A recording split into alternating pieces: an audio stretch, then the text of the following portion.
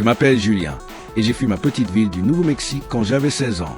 Chaque jour devenait plus difficile que le précédent.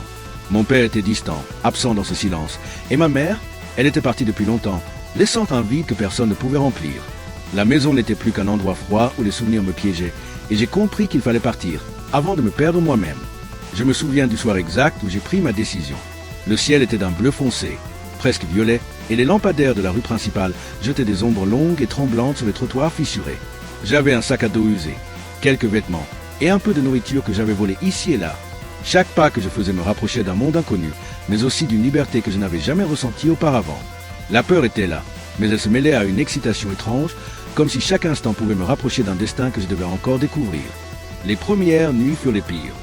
Je me cachais sous des ponts, dans des maisons abandonnées, parfois dans des parcs où le vent sifflait à travers les branches. Le froid mordait mes doigts et mes oreilles, et chaque bruit semblait amplifié dans le silence de la nuit. J'avais appris à repérer les dangers, des chiens errants aux passants qui me fixaient avec suspicion. Chaque rencontre, chaque mouvement, chaque respiration devenait une question de survie.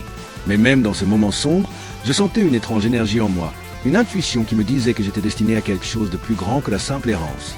Un soir, alors que je me cachais près de la gare routière, j'ai entendu une conversation qui allait changer le cours de ma fuite. Deux hommes parlaient avec animation à voix basse et l'un d'eux mentionna le nom de Claudia, la femme du maire. Elle était gravement malade et aucun médecin ne pouvait l'aider. Leurs mots flottaient dans l'air frais de la nuit et quelque chose à l'intérieur de moi s'est éveillé. C'était irrationnel, mais j'ai senti un lien, comme si son histoire m'appelait directement. Je ne comprenais pas pourquoi, mais une part de moi savait que je devais agir, que je devais me rapprocher de cette personne, même si cela signifiait m'immerger dans un monde dont je ne connaissais rien. Pendant des jours, je suivis les indices, écoutant, observant, apprenant à connaître cette ville que je n'avais jamais visitée auparavant. Les rues semblaient différentes la nuit, chaque coin renfermait une nouvelle possibilité, un nouveau danger. Je volais de petits repas, discutais à voix basse avec des inconnus, essayant de comprendre comment je pourrais atteindre le maire et sa femme. Chaque instant était un mélange de peur, de faim et d'espoir fragile.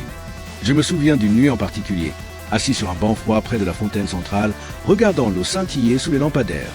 La ville dormait autour de moi, mais mon esprit ne pouvait s'arrêter. Et c'est là, dans ce silence, que j'ai fait la promesse silencieuse. Peu importe ce qu'il faudrait faire, je trouverai un moyen de l'aider. Peu importe que je sois un simple adolescent fuyant ma propre vie, je serai celui qui pourrait changer quelque chose de réel dans ce monde. Et c'est ainsi que ma fuite est devenue quelque chose de plus qu'une simple survie. Elle est devenue une mission, une quête qui me mènerait bien au-delà des rues froides de la ville, vers une rencontre avec des vies qui ne m'étaient pas destinées, mais que j'étais peut-être destiné à toucher. Après plusieurs jours passés à errer dans les rues d'Albuquerque, j'ai commencé à comprendre le rythme de la ville, ses ombres et ses lumières, et comment approcher les gens sans attirer l'attention. J'avais entendu des murmures à propos de Claudia, la femme du maire, et de son état critique. Les nouvelles locales parlaient de désespoir, de médecins impuissants, de familles brisées. Et pourtant, quelque chose en moi me poussait à agir. Un matin, je me suis installé dans un petit café, me fondant dans le décor comme un simple adolescent perdu parmi les habitués. Je regardais les visages défiler, les conversations s'entremêler, et mon cœur battait de plus en plus vite à chaque pensée. Et si je disais la vérité? Et si je pouvais vraiment l'aider? Je me suis levé, les mains légèrement tremblantes, et j'ai déclaré à voix haute ce que je ressentais depuis que j'avais entendu parler d'elle. Je peux l'aider, je peux sauver la femme du maire. Le silence a suivi. Les gens m'ont regardé avec incrédulité, certains avec amusement, d'autres avec suspicion. Un vieil homme m'a même regardé de travers, comme si j'étais fou. Pourtant, derrière les regards sceptiques, j'ai senti une lueur de curiosité. Une jeune serveuse a posé son plateau, me regardant intensément, et a murmuré. Comment pouvez-vous savoir cela? Je n'avais pas de réponse logique, seulement un pressentiment, une intuition que je ne pouvais expliquer mais qui me disait que c'était vrai. Les heures qui ont suivi ont été un mélange d'attente et de nervosité. J'avais besoin de convaincre quelqu'un d'important, quelqu'un qui pouvait me donner accès à Claudia. Le maire, la simple idée me terrifiait. Je n'étais qu'un adolescent en fuite, sans argent, sans statut, sans rien. Et pourtant, j'avais cette force étrange, ce sentiment que si je ne faisais rien, elle pourrait mourir inutilement. J'ai trouvé l'adresse de son bureau dans l'annuaire, gravissant les marches avec un mélange de peur et de détermination. Lorsque j'ai frappé à la porte, j'ai été accueilli par un assistant qui m'a regardé avec méfiance. « Qui êtes-vous? Que voulez-vous » ai-je dit d'une voix plus assurée que je ne me sentais. « Je peux aider la femme du maire. Je sais comment la sauver. » L'homme a ri doucement, pensant probablement que j'étais un gamin cherchant de l'attention. Mais à ma surprise, il a hésité un instant, et quelque chose dans mon regard, cette urgence dans ma voix, l'a convaincu de me laisser parler au maire. Lorsque je me suis retrouvé face à lui, le maire m'a examiné avec une combinaison de scepticisme et de curiosité. Les murs de son bureau étaient couverts de photos de famille et de certificats, symbole d'une vie réussie et contrôlée, contrastant avec mon existence chaotique. Un adolescent en fuite prétend pouvoir sauver ma femme, a-t-il demandé, la voix dure mais trahissant une inquiétude palpable. J'ai raconté ce que je sentais, ce que je voyais, des intuitions que je ne pouvais expliquer mais que je croyais vraies. Chaque mot semblait suspendu dans l'air, chaque pause remplie de tension. Il y avait un mélange de colère, d'espoir et de doute dans ses yeux. Et puis, après un long silence, il a dit « Très bien, vous aurez une chance, mais rien ne doit mal tourner. » Mon cœur s'est emballé. Une chance, une seule. Et c'était suffisant pour me pousser à continuer. À ce moment précis, j'ai réalisé que ma fuite, mes nuits de peur et de solitude, m'avaient préparé à cette mission. Je n'étais pas simplement un garçon perdu. J'étais devenu un observateur silencieux du monde, capable de voir des choses que les autres ne voyaient pas. Et maintenant, tout dépendait de moi. Si je réussissais, Claudia aurait une chance.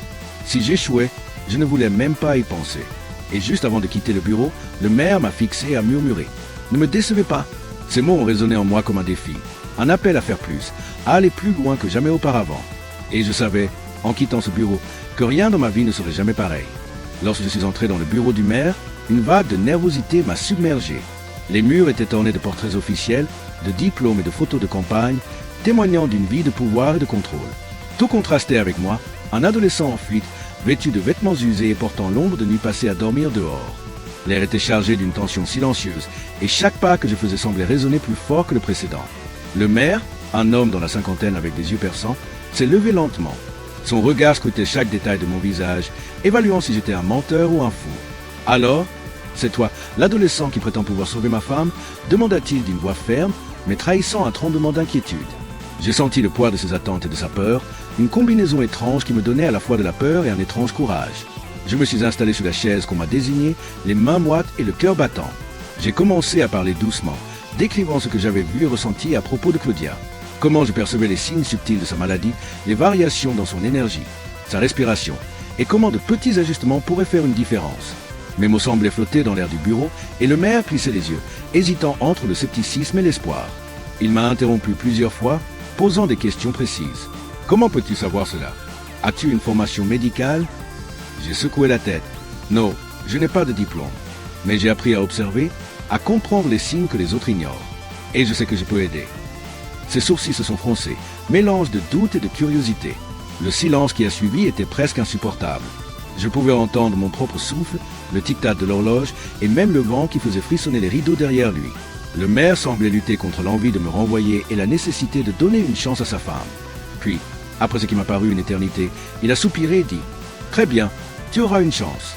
Mais sache que si tu échoues, ce sera irréversible. » Ces mots ont résonné dans tout mon corps. La pression était énorme, mais il y avait quelque chose de plus profond qui m'a traversé, une responsabilité qui allait au-delà de moi-même, au-delà de ma propre survie. Pour la première fois, je sentais que ma fuite avait un sens, que mes nuits dans le froid et l'ombre m'avaient préparé à ce moment précis. Nous avons discuté de la façon dont je pourrais voir Claudia à l'hôpital. Les règles étaient strictes. Je devais suivre le personnel médical, ne rien toucher sans autorisation et respecter les protocoles. Mais il y avait une ouverture, un espace où je pouvais agir. Cela suffisait pour moi. Chaque mot du maire semblait peser lourd, mais je sentais une étincelle d'espoir naître dans ses yeux, une lueur que je n'avais jamais vue chez quelqu'un d'aussi puissant et distant. Avant de partir, il m'a fixé longuement et murmuré « Je ne sais pas comment tu fais ça, mais ne me déçois pas. » Ces mots n'étaient pas une menace, ils étaient un défi, un appel à me dépasser, à transformer mes intuitions en quelque chose de réel. En quittant son bureau, je me suis senti à la fois terrifié et vivant, conscient que je venais de franchir un seuil. Ce n'était plus seulement ma fuite, ma survie ou mon errance. C'était une mission, et l'avenir de quelqu'un d'autre dépendait maintenant de moi. Et tandis que je marchais dans les couloirs de l'hôtel de ville, chaque pas semblait m'enfoncer plus profondément dans un monde où le pouvoir, l'espoir et le désespoir se mêlaient, et où moi, un simple adolescent, devais trouver ma place pour faire une différence qui pourrait changer une vie entière. Le premier jour où j'ai été autorisé à voir Claudia, je sentais un mélange de peur et de détermination m'envahir. L'hôpital était silencieux à cette heure, seulement le bourdonnement des machines et le cliquetis des pas du personnel médical résonnait dans les couloirs. L'air était froid et aseptisé, avec cette odeur métallique et légèrement chimique qui donne l'impression que le temps s'écoule différemment. Mon sac à dos, léger mais rempli de notes et de quelques affaires, pendait à mon épaule, mais mon esprit était concentré uniquement sur elle. Quand on m'a conduit devant la chambre, j'ai vu Claudia allongée dans son lit, pâle et fragile, entourée d'appareils qui surveillaient chaque battement de son cœur, chaque souffle. Ses yeux étaient fermés, son visage marqué par la fatigue et la douleur. J'ai senti mon estomac se nouer, mais quelque chose à l'intérieur de moi s'est mis en alerte, une intuition profonde que je devais rester calme, attentif à chaque détail. Le personnel médical était présent, observant chaque mouvement que je faisais avec suspicion. Je savais que je n'avais pas le droit de toucher quoi que ce soit sans leur permission, mais j'avais appris à communiquer autrement. Je l'ai observé pendant plusieurs minutes, notant la régularité de sa respiration, la tension dans ses bras, les petits tremblements de ses mains.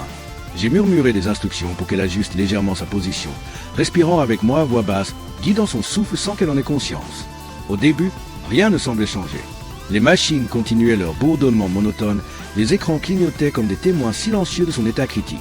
Mais petit à petit, j'ai commencé à percevoir un léger changement, imperceptible pour ceux qui n'y faisaient pas attention.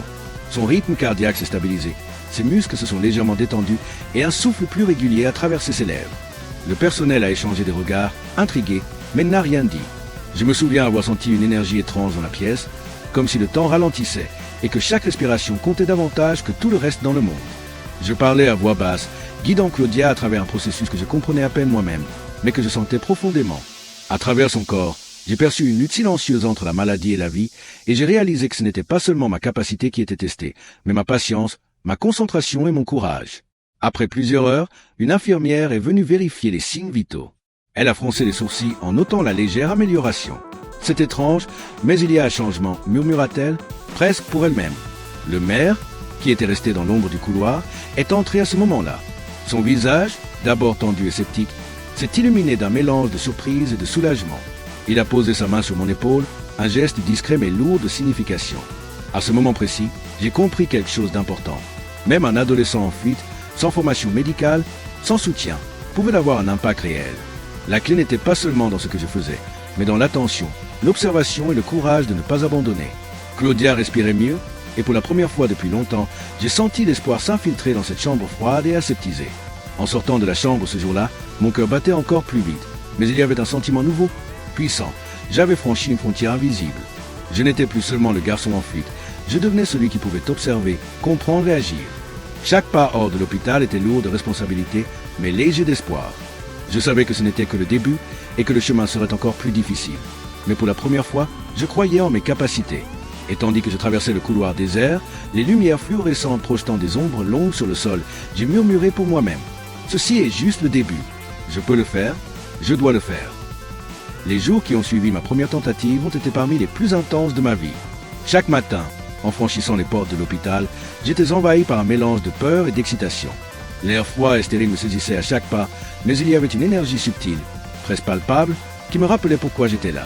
Claudia était toujours fragile, ses forces fluctuant comme une flamme vacillante dans une tempête. Chaque respiration semblait un combat silencieux, et chaque petit changement dans ses signes vitaux me tenait en alerte. La ville, elle, commençait à murmurer. Certains parlaient déjà d'un adolescent capable de prodiges, tandis que d'autres me considéraient comme un imposteur. Les journalistes rôdaient autour de l'hôpital, guettant la moindre information, tandis que les rivaux politiques du maire cherchaient à discréditer tout espoir venant de quelqu'un comme moi. Mais à l'intérieur, dans la chambre où Claudia luttait pour sa vie, le monde extérieur semblait disparaître. Il ne restait que nous, suspendus dans un fragile équilibre entre la vie et la mort. Les nuits étaient les plus éprouvantes. Assis dans la salle d'attente, je surveillais les écrans des machines qui enregistraient chaque battement de cœur, chaque souffle. Le silence pesant était parfois interrompu par le cliquetis des pas des infirmières, les bips monotones des moniteurs ou le souffle régulier du maire qui veillait depuis un coin. J'avais l'impression que le temps lui-même s'étirait, chaque minute s'éternisant, chaque décision devenant cruciale. Puis, un soir, j'ai remarqué quelque chose, un motif subtil dans ses signes vitaux, presque imperceptible pour quelqu'un de non attentif. Le rythme de son cœur et sa respiration semblaient répondre à de légers changements de position ou de respiration que j'avais suggérés plus tôt. C'était comme si un code invisible se révélait, et que si je le suivais correctement, je pourrais influencer son rétablissement. Mais l'erreur était fatale. Une seule décision mal interprétée pourrait aggraver son état. La tension m'a saisi comme un étau, mais il y avait aussi une clarté étrange, un chemin que je devais suivre. Les infirmières ont commencé à remarquer mes ajustements, certaines sceptiques, d'autres intriguées. Le maire, quant à lui, oscillait entre inquiétude et admiration silencieuse. Ses regards étaient lourds de questions muettes. Comment fait-il ça? Chaque interaction avec lui amplifiait ma pression, mais elle me rappelait aussi l'importance de chaque geste, de chaque souffle que je guidais. À mesure que les jours passaient, j'ai senti la fatigue et le doute s'installer. Parfois, j'avais envie de fuir, de retrouver les rues familières et le vide de ma fuite. Mais chaque fois que je regardais Claudia, ses paupières lourdes et sa respiration fragile, je savais que je ne pouvais pas abandonner. La tension dans la chambre devenait presque physique, une force que je devais canaliser, transformer en concentration, en observation et en action précise. Une nuit, alors que l'horloge indiquait une heure indécise, j'ai commencé à murmurer à Claudia, guidant sa respiration, ajustant subtilement sa posture. Je sentais chaque muscle se détendre, chaque souffle devenir plus régulier. Et puis, presque imperceptiblement, un sourire léger a effleuré ses lèvres, comme un fragment d'espoir brisé qui renaissait. Le maire, debout dans l'ombre, a laissé échapper un souffle silencieux, et j'ai su que quelque chose avait changé. Mais même avec ce premier signe de progrès, la tension n'a jamais vraiment disparu. Chaque instant suivant était un test de patience, de courage et d'intuition. La responsabilité pesait lourdement sur mes épaules, mais en même temps, elle m'a donné une force que je n'avais jamais connue. Je n'étais plus seulement un adolescent en fuite. J'étais devenu un observateur silencieux, un guide fragile dans un monde suspendu entre espoir et désespoir. Et tandis que je sortais de l'hôpital cette nuit-là, le ciel sombre au-dessus de moi semblait plus proche, plus intense, comme si le monde retenait son souffle avec moi. Je savais que le vrai défi n'était pas encore arrivé. Ce que j'avais commencé à percevoir n'était qu'un début, et le chemin à venir serait encore plus complexe et plus périlleux. Mais pour la première fois depuis longtemps, je me sentais prêt. Prêt à affronter ce qui allait arriver, prêt à voir jusqu'où mes capacités pouvaient aller, et prêt à me battre pour une vie qui n'était pas la mienne, mais qui dépendait entièrement de moi. Le moment décisif est arrivé comme une tempête silencieuse. Après des jours passés à observer Claudia, à suivre les subtils mouvements de sa respiration et les variations de son rythme cardiaque, j'ai enfin compris le schéma qui échappait à tous les autres. Les machines clignotaient, le bourdonnement monotone emplissait la pièce. Mais à travers ce bruit constant, je ressentis un rythme secret, une sorte de code invisible reliant chaque battement de son cœur à sa respiration. Si je réussissais à le suivre correctement, je pourrais influencer sa guérison. Mais chaque décision était cruciale. Une erreur pouvait être fatale. J'ai pris une profonde inspiration, sentant la tension s'épaissir autour de moi comme une brume glaciale. Le maire était là, debout dans l'ombre, ses yeux fixés sur moi avec un mélange d'inquiétude et de fascination. Les infirmières échangeaient des regards inquiets, incertaines de ce que j'allais faire. Mais je savais que je devais rester concentré. Tout mon corps, chaque sens, était tendu vers un seul objectif, aider Claudia à revenir à la vie. J'ai commencé par ajuster subtilement sa position dans le lit, guidant ses bras et ses épaules, puis j'ai synchronisé mes paroles avec sa respiration, murmurant doucement des instructions qu'elle suivait sans même les comprendre consciemment. Je suivais les variations de son rythme cardiaque sur l'écran, chaque battement devenant une note dans une symphonie fragile. Le temps semblait suspendu. Chaque seconde était une lutte silencieuse entre vie et mort. Puis, un changement presque imperceptible est apparu. Son visage, jusque-là pâle et tendu, s'est légèrement détendu. Ses paupières ont tremblé, et pour un instant, j'ai cru voir un sourire frémir sur ses lèvres. Le maire a retenu son souffle. Une infirmière s'est approchée discrètement, vérifiant les signes vitaux, ses yeux s'écarquillant de surprise. Il y a une amélioration, a-t-elle murmuré. Ce moment a changé la dynamique dans la pièce. Pour la première fois, je n'étais plus seulement un adolescent en fuite qui prétendait pouvoir faire quelque chose. J'étais devenu un acteur actif dans le rétablissement de Claudia, un guide invisible capable de détecter ce que personne d'autre ne pouvait voir. Chaque respiration qu'elle prenait maintenant semblait répondre à mes gestes, à mes murmures, à mon attention concentrée. Les heures ont passé dans un silence lourd mais chargé d'espoir. La fatigue commençait à peser sur mes épaules, mais je sentais une force nouvelle me traverser. Tout ce que j'avais vécu en tant que fugueur, les nuits froides sous les ponts, la faim, la solitude, tout cela m'avait préparé à ce moment précis. La vie m'avait enseigné l'observation, la patience et la persévérance. Et maintenant, je voyais le résultat tangible de ces leçons. À l'aube, Claudia a ouvert les yeux, et une lumière de reconnaissance et de fragilité s'y est reflétée. Elle a murmuré quelque chose, un mot faible mais porteur de gratitude, et j'ai senti une vague d'émotion m'envahir. Le maire, les yeux brillants d'étonnement et d'émotion, s'est approché, ses mains tremblantes serrant les miennes dans un geste silencieux mais lourd de signification. « Comment as-tu fait cela ?» a-t-il demandé, sa voix emplie de surprise et de respect. Je ne savais pas comment répondre. Il n'y avait pas de mots pour expliquer cette intuition, cette connexion invisible que j'avais ressentie. Tout ce que je savais, c'était que j'avais franchi un seuil. La vie de Claudia était maintenant entre mes mains, mais cette fois, pour la première fois, je sentais que j'avais le pouvoir de faire la différence. Alors que je sortais de la chambre, épuisé mais rempli d'une énergie nouvelle, j'ai compris que ce tournant n'était pas seulement pour elle, mais aussi pour moi. Je n'étais plus le garçon en fuite, invisible et fragile. J'étais devenu quelqu'un capable d'observer, de comprendre et d'agir dans un monde complexe et imprévisible. Et dans cette lumière douce de l'aube, je savais que le vrai défi venait à peine de commencer. Le matin où Claudia a ouvert complètement les yeux, l'atmosphère dans la chambre de l'hôpital était irréelle. La lumière douce du soleil filtrait à travers les rideaux, créant des reflets dorés sur les murs aseptisés, et le bourdonnement des machines semblait s'être apaisé, comme si elle reconnaissait le changement. Son regard, encore fragile mais vif, s'est posé sur moi, et un sourire léger, presque timide, a effleuré ses lèvres. Pour la première fois depuis des semaines, la tension qui emplissait la pièce a semblé se dissoudre. Le maire, debout à côté du lit, ne savait pas quoi dire. Ses yeux brillaient d'émotion et de surprise, mélange de gratitude et d'émerveillement. Il a serré ma main dans la sienne, un geste à la fois discret et chargé de signification. Les infirmières échangèrent des regards incrédules, certaines fronçant les sourcils, d'autres semblant contenir des larmes de soulagement. Pour un instant, tout semblait suspendu dans une bulle de calme et de miracle silencieux. Claudia a parlé faiblement, sa voix tremblante mais claire. Elle m'a remercié, et dans ces mots, j'ai senti quelque chose de plus profond qu'une simple reconnaissance, un lien invisible, une connexion créée par la présence, l'observation et l'attention. Le maire a posé une main sur son épaule, puis sur la mienne, comme pour sceller un pacte tacite de gratitude et de respect. Il était évident que ma vie avait changé autant que la sienne. Alors que je quittais l'hôpital, le monde extérieur semblait différent. Les rues d'Albuquerque paraissaient plus vivantes, les sons plus nets, et le vent qui soufflait sur mon visage portait une étrange sensation de renouveau. J'avais quitté ma ville natale comme un adolescent perdu et effrayé, et je revenais, d'une certaine manière, transformé. Ce n'était pas la fin de ma fuite, mais c'était la fin d'un chapitre de solitude et d'incertitude. J'avais découvert que même un jeune garçon sans ressources pouvait avoir un impact réel et durable sur la vie des autres. Cependant, tout n'était pas terminé. La ville continuait de murmurer à propos de moi, certains m'admirant, d'autres doutant encore de mes capacités. Les journalistes cherchaient des histoires sensationnelles, les rivaux politiques surveillaient mes moindres actions. Et moi, je savais que chaque pas que je ferais désormais serait observé, jugé et peut-être critiqué. Mais cette fois, j'avais confiance. J'avais vu le pouvoir de l'intuition, de l'attention et de la persévérance, et je savais que je pouvais faire face aux défis à venir. Alors que je marchais dans les rues, un sentiment étrange m'a envahi. La certitude que ma vie ne serait plus jamais la même, mais que chaque choix, chaque décision, pouvait créer un impact bien plus grand que je ne l'avais jamais imaginé. Je n'étais plus seulement un fugueur, j'étais devenu un observateur actif du monde, capable de changer les vies silencieusement, mais profondément. Et tandis que je disparaissais dans l'ombre des bâtiments, je savais qu'une nouvelle histoire m'attendait déjà quelque part.